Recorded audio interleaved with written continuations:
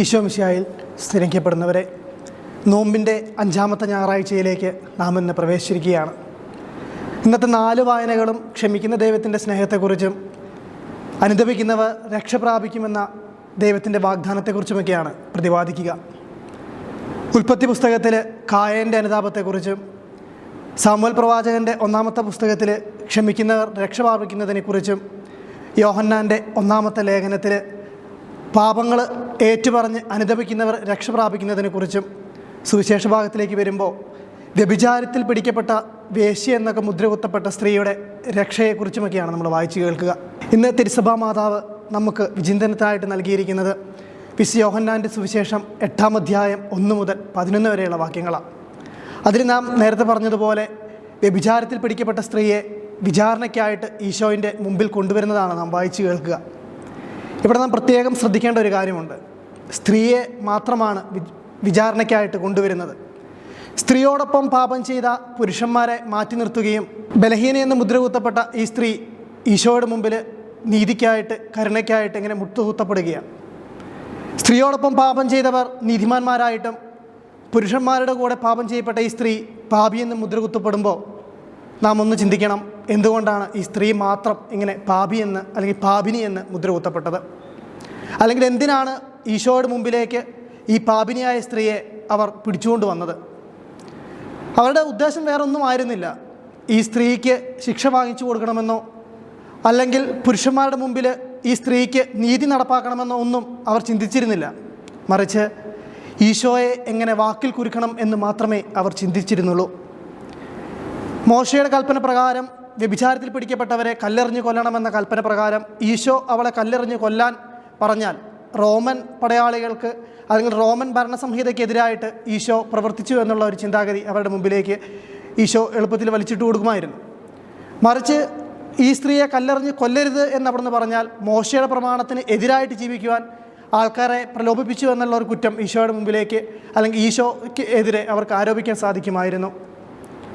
പ്രിയപ്പെട്ടവരെ, ഈശോ അവരോട് വേറൊന്നും പറയുന്നില്ല. നിങ്ങളിൽ പാപം ചെയ്യാത്തവർ ആദ്യം ഇവളെ കല്ലെറിയട്ടെ. അത് ആ പാപിനിയായ സ്ത്രീയെ ന്യായീകരിക്കുവാനോ അല്ലെങ്കിൽ ഈശോയുടെ മുമ്പിൽ തടിച്ചുകൂടിയിരുന്ന പുരുഷാരവത്തെ കുറ്റപ്പെടുത്താനോ ഒന്നും ആയിരുന്നില്ല. മറിച്ച് പാപത്തിൽ നിന്നും അനുതാപത്തിലൂടെ സ്ഫുടം ചെയ്ത ഒരു പുതിയ ജീവിതത്തിലേക്ക് പ്രവേശിക്കുവാനുള്ള ഒരു വിളിയായിരുന്നു. ആ വിളി ഇന്നും വിശുദ്ധ കുർബാനയിലൂടെയും സുവിശേഷത്തിലൂടെയൊക്കെ ക്രിസ്തു നമ്മോടും ആഹ്വാനം ചെയ്യുന്നുണ്ട്.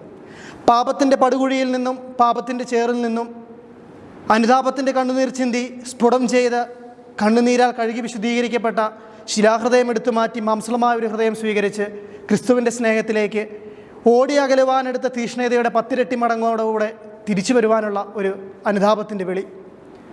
പാപി എന്ന മുദ്രകുത്തപ്പെട്ട ഓരോ ജന്മത്തിൽ നിന്നും ദൈവത്തിൻ്റെ മകനെന്നും തിരഞ്ഞെടുക്കപ്പെട്ടവനെന്നും സ്നേഹഭാചനമെന്നുമൊക്കെയുള്ള അഭിസംബോധനകൾ സ്വീകരിക്കുവാനുള്ള ഒരു വിശുദ്ധീകരണത്തിൻ്റെ വിളിയിലേക്ക്.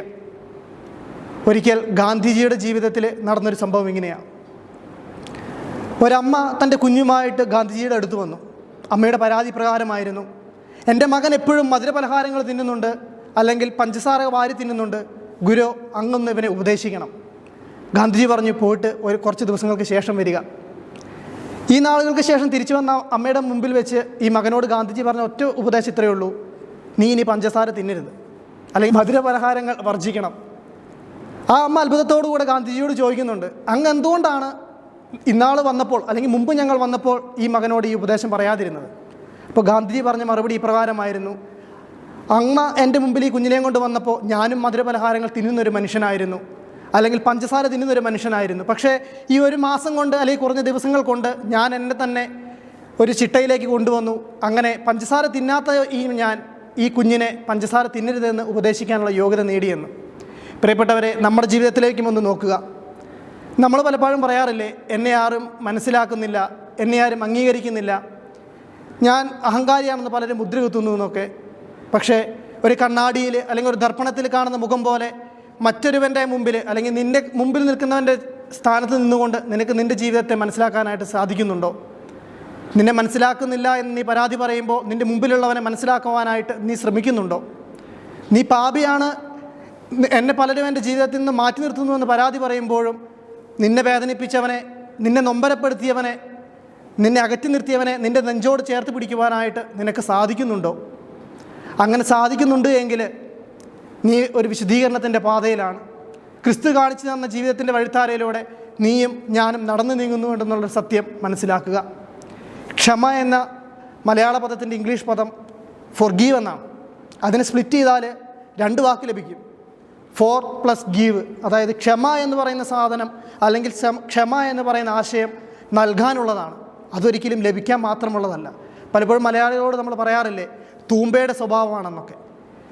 ക്ഷമ എന്ന പുണ്യം വളർത്തിക്കൊണ്ടുവരുവാനും അത് മറ്റുള്ളവരുടെ ജീവിതത്തിലേക്ക് പകർന്നു കൊടുക്കുവാനുമുള്ള ദൈവത്തിൻ്റെ കൃപാവരത്തിനായിട്ട് നമുക്ക് പ്രാർത്ഥിക്കാം.